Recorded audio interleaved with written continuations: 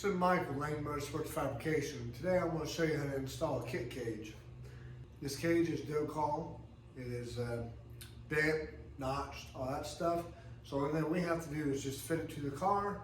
So if you're looking to get into drag racing and you're looking to do everything yourself, this cage should do it for you. A weekend to put it in with your buddies, you'll be able to take it in. So this is do-call. You did got to take it in according to NHRA's rules. You got to treat it like chrome moly. So with that being said, we're going to go ahead and get the main hoop set in here with the base plates and everything tacked in. These plates here are provided in the kit. So what we have to do, we got to wire wheel the paint and seam seal off the corner of the chassis here. So what I went ahead and did is make sure all your wiring that you see unplugged. Make sure you put tape over it so the strings and stuff from this paint and the seam seal doesn't go into plugs and potentially cause a connection problem. So the mass tape the plugs off. Now I got the wire wheel and I'm marked out where the plate has to go with just a Sharpie. So I'm gonna go ahead and I'm gonna wire wheel where it has to go on both sides for the main hoop to sit. And I use a wire wheel because you don't want to remove any unnecessary material if you don't have to. So if you just use the wire wheel, you're just getting off the paint and the seam seal. You're not really messing with the integrity of the material that the chassis is made out of. So once you wire wheel your paint and stuff off the floor, take your base plates. They're going to end up getting migged in, but you just want to throw tacks on them because you're going to end up cutting them later. To poke holes for the cage and whatnot. But I'm going to tack it with some silicon bronze since it melts at a very low temperature and it's not going to try to blow through or warp the floor pans. But also put your tacks where you know you're able to cut them.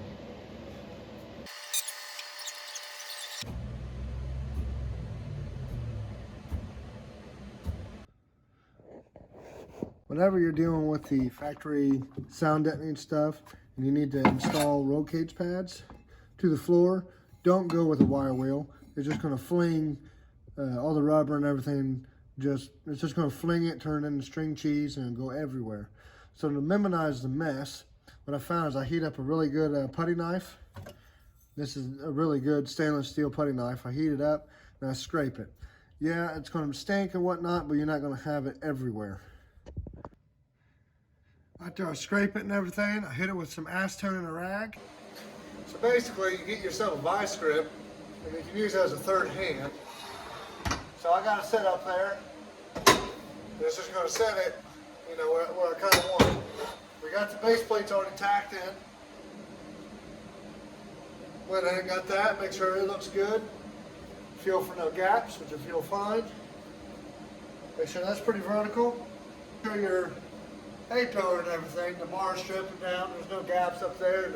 It looks pretty symmetrical, which it does. It looks like it's falling and everything the way it should. So now since we got the vice grip up there, that's going to be our third hand. We're going to swing this and make sure we look pretty vertical down here. Get everything as tight as you can, the way it should fit. Then we'll take a squeeze clamp, go ahead and open it up. I'm going to go ahead and take the door jamb and the tube and kind of keep it in place. And do the same thing on both sides. That way it allows us to put the roof bar in, since that's going to dictate where a lot of things go. And put a little bit of pressure on there. The vice grips are your best friend when you're doing cages by yourself.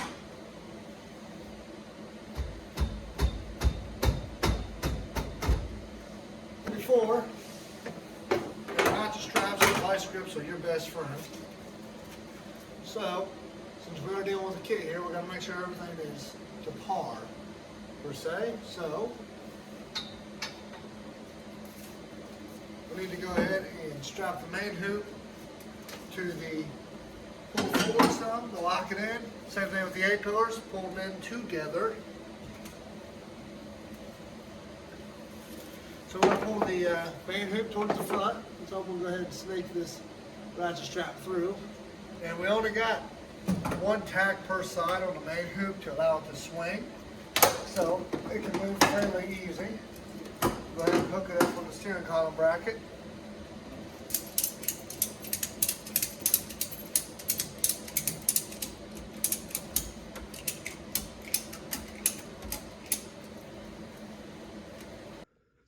when you're tacking, make sure you have like a piece of brass in between the headliner and where you're tacking so you're not burning the headliner.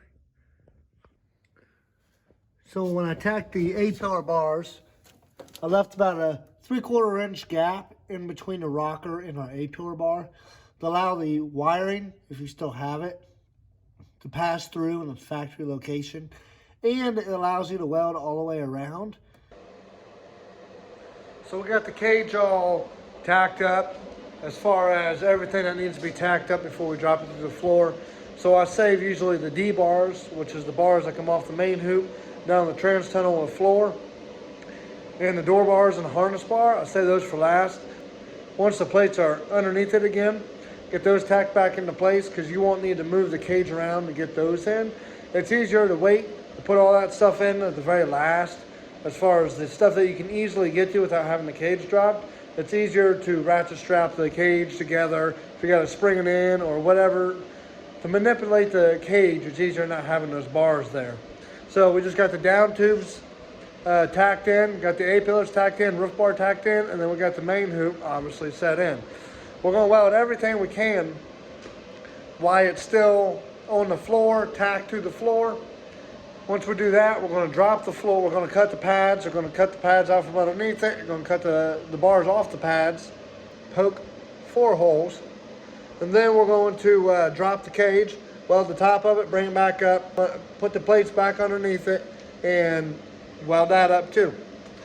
But so far, I can't really complain about this kit. You know, Cody, he did an excellent job. If you need to ever get a hold of him or anything, he's more than welcome. His customer service is, fabulous. But so far, the cage is fitting really well. So this kit, I didn't have to do anything, didn't have to touch anything this far. We got everything, everything's labeled on what's up, what's driver's side, passenger side. And it's just up to you to figure out where it goes. But it's pretty self-explanatory if you know what you're doing. So we got all that squared away. This is the coupe version, so it just goes through the speaker holes.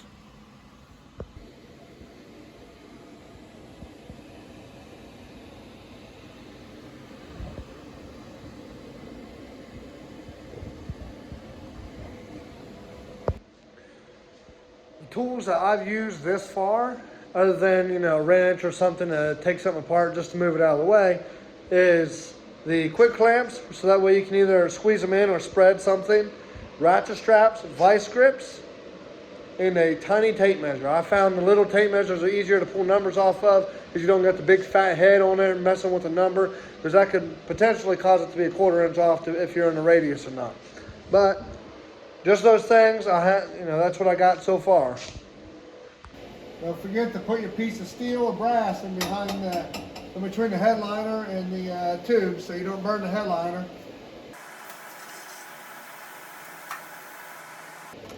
This is going to be uncomfortable in some spots. You just have to get used to it.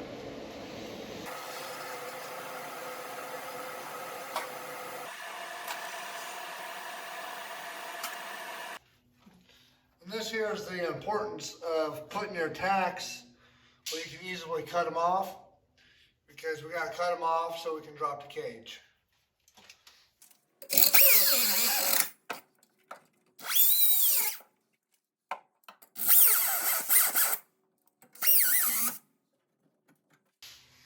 Now once you get the plates out from underneath it, go ahead and take a Sharpie before you move it and just draw around all the points that's going to go through the floor so you know where to put your hole saw. And it doesn't exactly have to be right where the cage is going to be. If anything, try to move it just a little bit. And this is one downside of making stuff extremely tight, is actually working with it. So you got to come up with clever ways to move the cage around. Like right now it's extremely tight to everything, so you can't really move it to one way or another to be able to get your hole saw in there. So I'm going to take a ratchet strap and I'm going to pull in the A-pillar bars and send them with the main hoop. This is what I was talking about, not putting the D-bar in or the harness bar yet, because that way it allows you to spring it in a little bit without any resistance. from those other bars. But we're going to start with the main hoop. Doing a cage kit don't really require a whole lot other than knowing how to weld and just basic basic fabrication, more or less, and just using tools that you didn't think would be necessary in something that's so beautiful looking once it's done, as far as like a cage or chassis. Because the tools that we're actually using is what you would find in your your pickup truck's toolbox, basically, in the welder.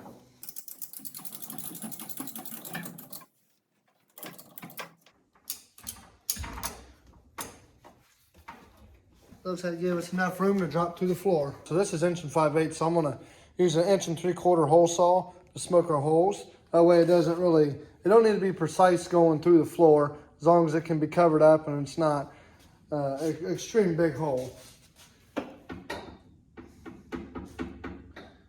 Just gotta be able to drop it through the floor as easy as possible.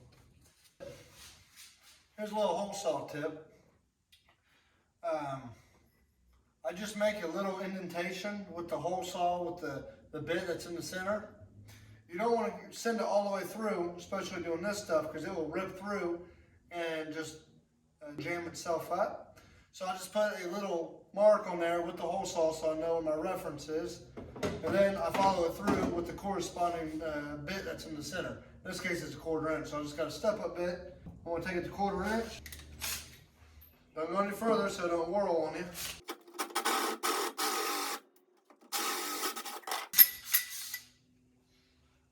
Always make sure you're clear from underneath, brake lines, wiring, fuel lines, stuff like that, so you're not going through and poking a hole in there. So you might, depending on your car, you might have to cut zip ties, undo P-clamps, or whatever it is to get whatever's in the way out of the way so you can properly drop the cage and bring it back up and put it back in its home.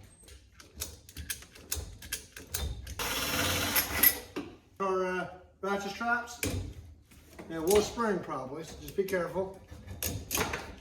This one wasn't too bad. There it is. I give this a little bit of assistance. There it is. There's complete access around here and there.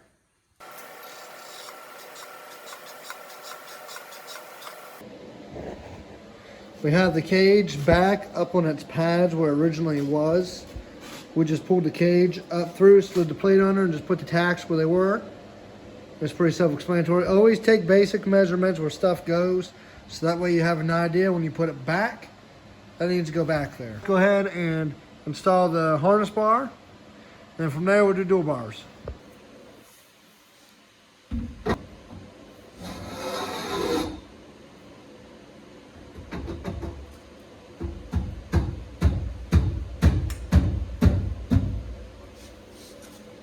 All the little tools that you were using throughout this project, this is where it really, shows where you need them.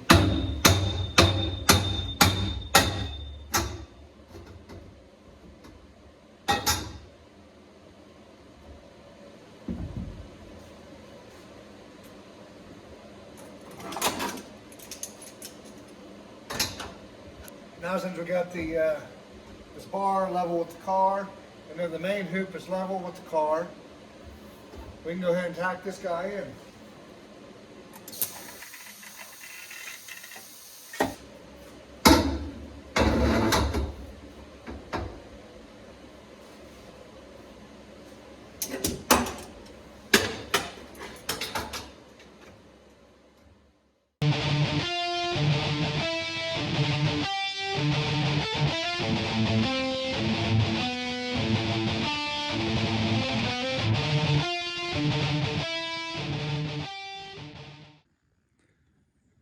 And like that, that's how we put an 850 cert in. The only thing that's missing for it to be legal is the window net, but we're gonna put that in. But for the most part, this is the cage. I'm very happy with the way this kit came out. Cody did an amazing job over there. And we did TIG weld it all.